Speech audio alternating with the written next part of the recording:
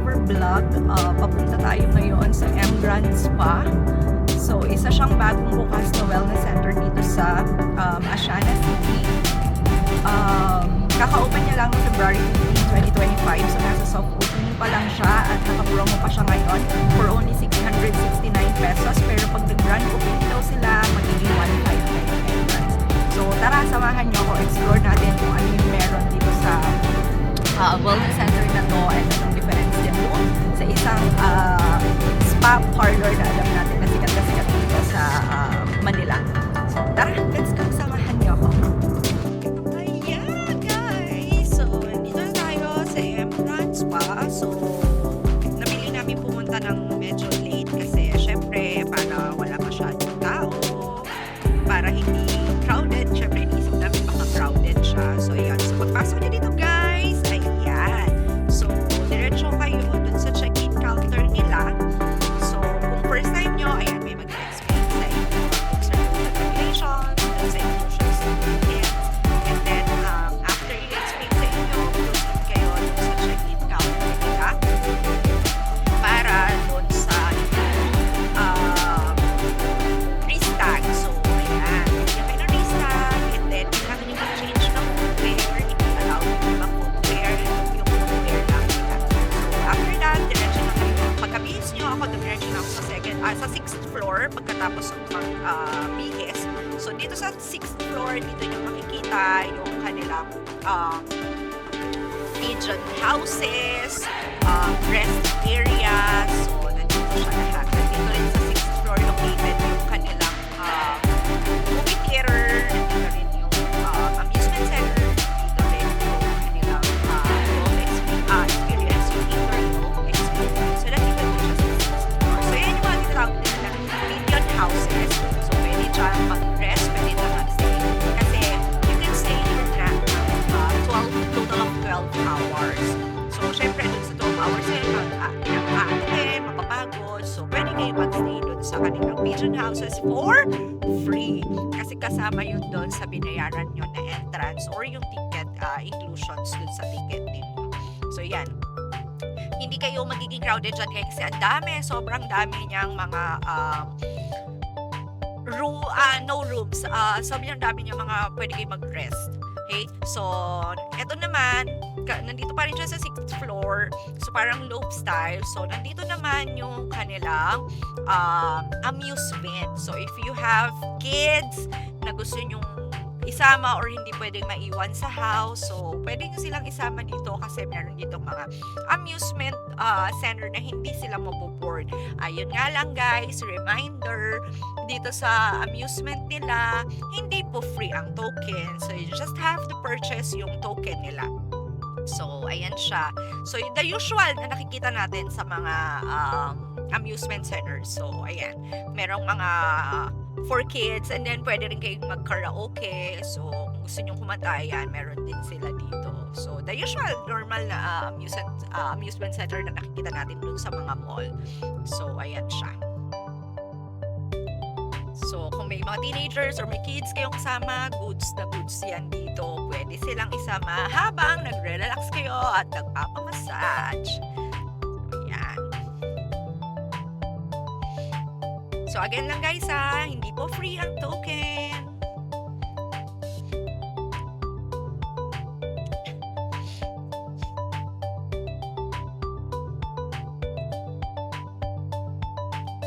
So, ayan. Yung mga smokers, guys, kung kayo ay nagsusmoke, meron po silang designated dito na smoking area. So, ayan. Diyan na lang kayo mag-smoke para hindi rin maka-istorbo dun sa mga iba na ayaw ng smell ng cigarettes.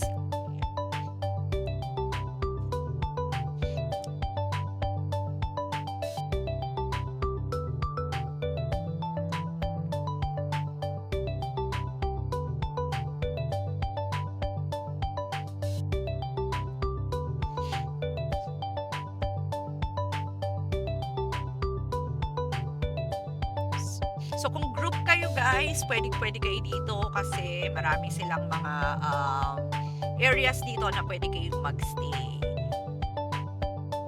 So, chika-chika, maritas-maritas with friends. Ayan, pwede kayo dito.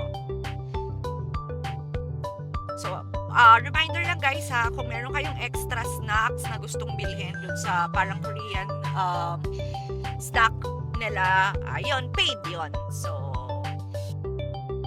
i-purchase nila siya. Okay, so, ito naman yung kanilang Pigeon House. So, sa Pigeon House, dito kayo pwedeng magpahinga. So, after long day or pagkatapos yung mag-spa, magpa-massage, tapos gusto nyo magpahinga. So, ito yung mga pigeon houses nila. So, pwede kayong mag-stay dyan, guys.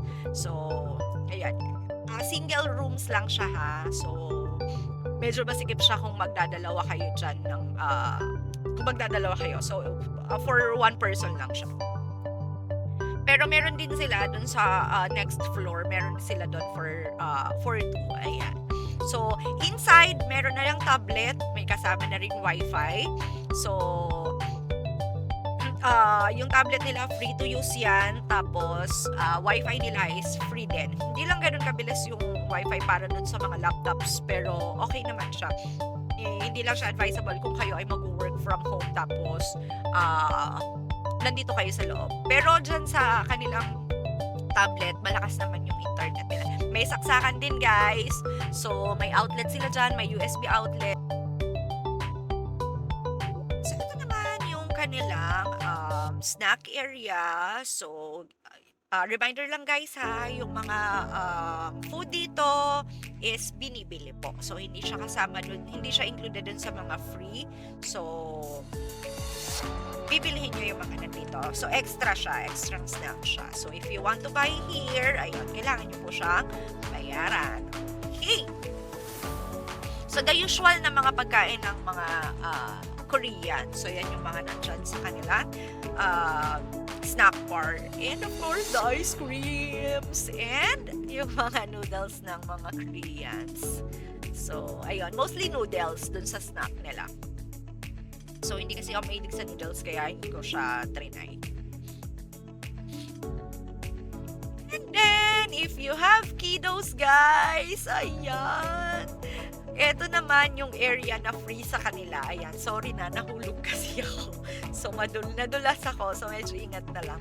Akala ko kasi medyo malalim yung tatalonan, hindi pala. So, etong area na to, guys, ay free. Kasama to. So, kung meron kayong kids, they are free to play here. And kids at heart, like me. So, you are free to use this playground for experience. Ayan. So, free lang po ito. Kasama to sa inclusions. Guys, yung sa kids ha, 400 something lang yung entrance nila. So, ayan. They can play here. And you can play here as well. So, mga child at heart, ayan, pwede natin gawin to for a day. And then, dito naman yung mga dry sauna nila. So, ayan. May tao kasi sa loob, kaya hindi ko rin finilm kasi, syempre, for privacy. So, ayan.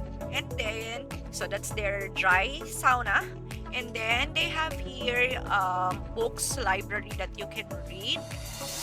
So, ayan, pwede kayo dyan. If you want to read or gusto nila ng tahimik, so yan yung book bar nila. There are books. May mga available na books for you to read. And then, syempre, midnight snack. So, sa midnight snack, you just have to tap your Restag.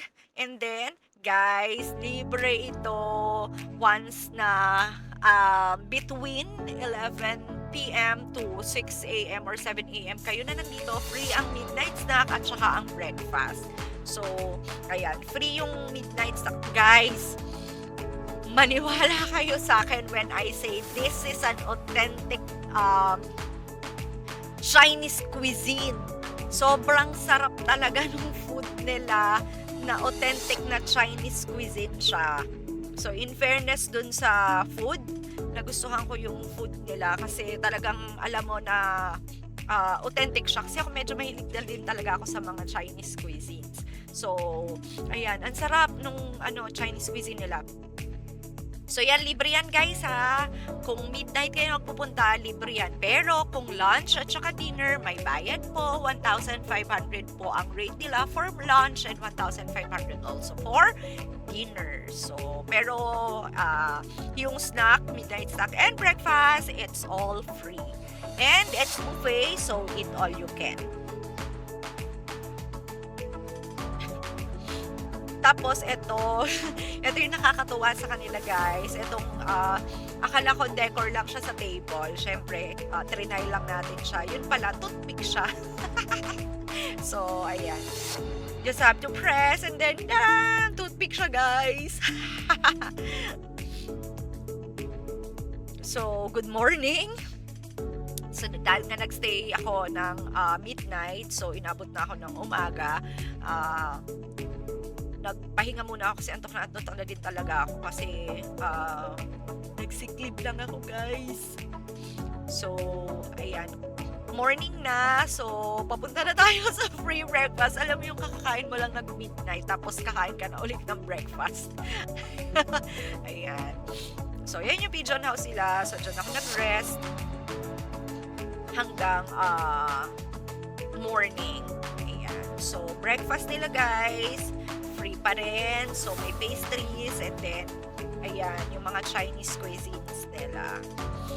And, of course, the coffee. Brewed coffee naman siya. Pero the usual brewed coffee lang naman. Wala namang, nothing special for the brewed coffee. O, diba, may laptop pa sa likod ko kasi nga nagtrabaho din talaga ako nung gabi.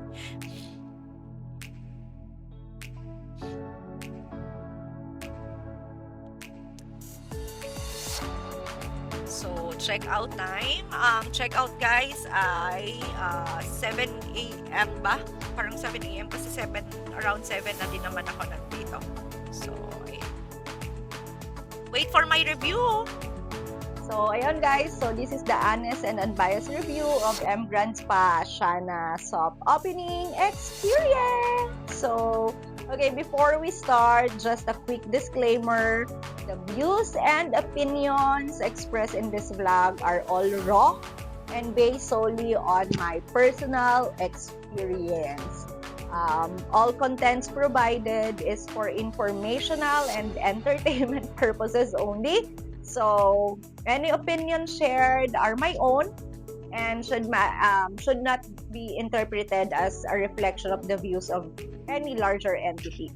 So, please, viewer discretion is advised. So, ayun nga.